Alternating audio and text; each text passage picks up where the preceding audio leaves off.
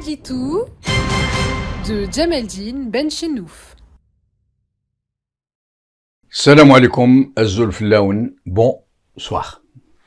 Le principe de la séparation des pouvoirs, ce cœur battant de la démocratie et qui irrigue son âme même, lorsqu'il est appliqué, devient le barrage le plus infranchissable pour les systèmes totalitaires, ceux-là qui s'accaparent la totalité des pouvoirs. Les trois pouvoirs, l'exécutif, le législatif et le judiciaire, sont nettement séparés. Aucun des trois ne peut prendre le contrôle sur les deux autres. Au-dessus des trois pouvoirs et source première de leurs attributions respectives, la Constitution, émanation de la volonté populaire et l'expression de sa souveraineté sur son propre destin. L'exécutif est élu par le peuple pour exercer des prérogatives nettement délimitées par la Constitution. Le législatif est constitué de représentants du peuple élus par lui pour proposer, discuter et voter les lois. Le judiciaire est placé organiquement sous la direction de l'exécutif par le biais du ministre de la Justice pour l'administration des personnels, mais les juges de siège sont censés être inamovibles pour que le pouvoir exécutif ne se serve pas de la menace d'affectation dans des endroits non désirés pour faire pression sur eux. Ils sont totalement indépendants des deux autres pouvoirs. Ils rendent la justice au nom du peuple, en se référant aux lois votées par les représentants du même peuple. Deux règles essentielles fondent l'exercice de leur sacerdoce. Ils sont tenus au principe de la présomption d'innocence et nul ne peut exercer de pression sur eux d'une quelconque façon qui soit pour les contraindre à rendre tel ou tel verdict. Alors, qu'en est-il de l'Algérie? Dispose-t-elle d'une constitution? La séparation des pouvoirs y est-elle consacrée? Est-elle respectée? Le président est-il élu démocratiquement? Les représentants du peuple sont-ils élus tout aussi démocratiquement? La justice est-elle indépendante? Autant de questions. Alors, et d'emblée, pour ne pas faire trop longue circonvolution et indéfiniment tourner en rang, je vais juste rappeler une caractéristique du système algérien, plutôt trois caractéristiques du système algérien avant d'aller plus avant. La première est que c'est lui, une agglomération de clans, une alchimie de mafia, tous issus d'une logique de junte qui fait toutes les lois, avec des institutions en carton-pâte, des institutions de pure façade qui ne sont l'émanation de la volonté populaire zama que dans la forme.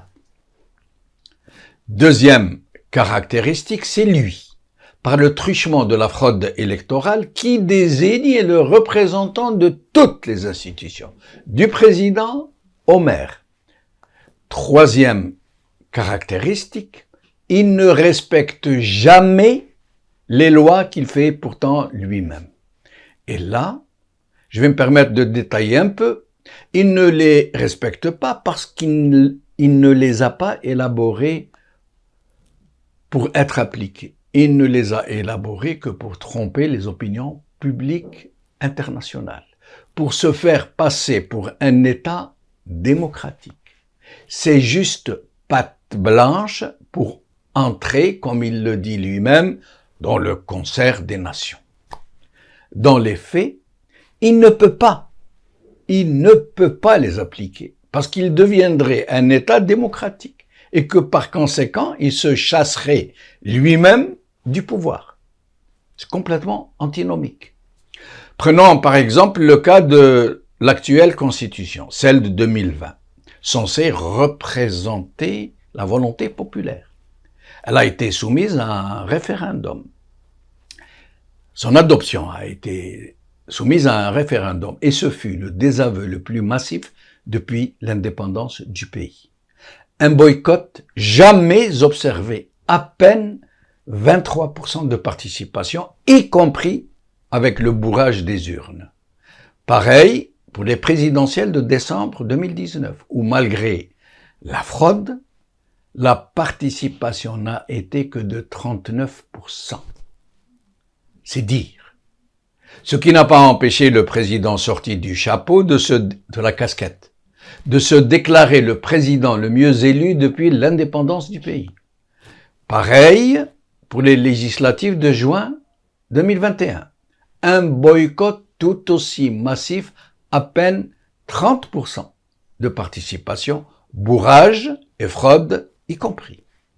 Résultat des courses, une constitution rejetée par les 3/4 des électeurs, un parlement et un président qui ne représentent pas la volonté populaire, dans un pays qui se fait appeler République algérienne démocratique et populaire.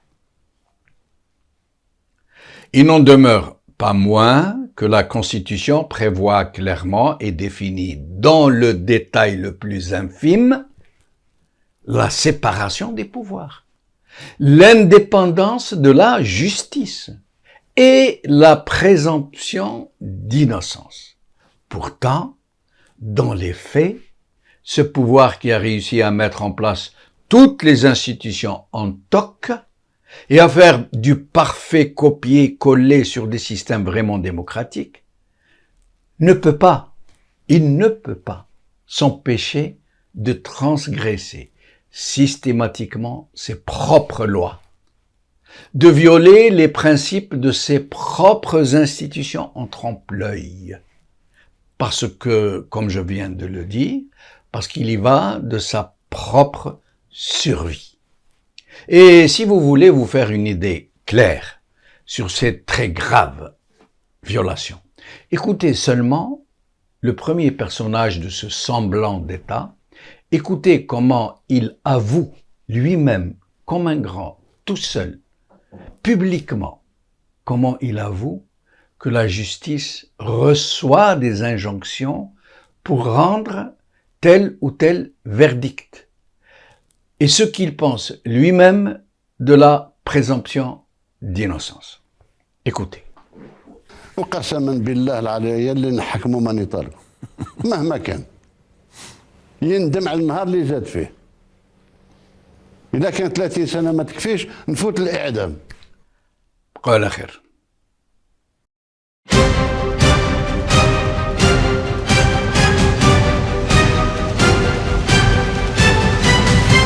L'édito de Djemeldine Benchenouf.